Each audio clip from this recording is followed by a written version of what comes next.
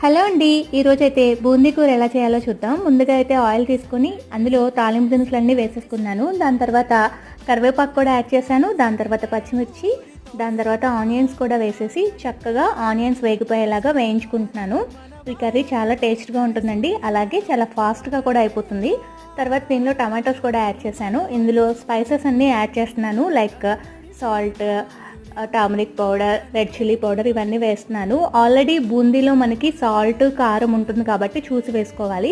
ఇందులో కొంచెం అల్లం వెల్లుల్లి పేస్ట్ వేసాను, ఇది కంప్లీట్గా ఆప్షనల్.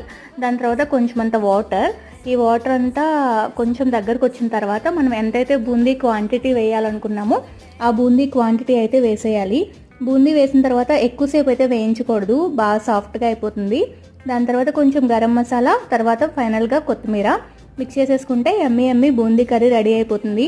ఇది ఏదైనా పప్పుచారు చేసుకున్నప్పుడు సైడ్ డిష్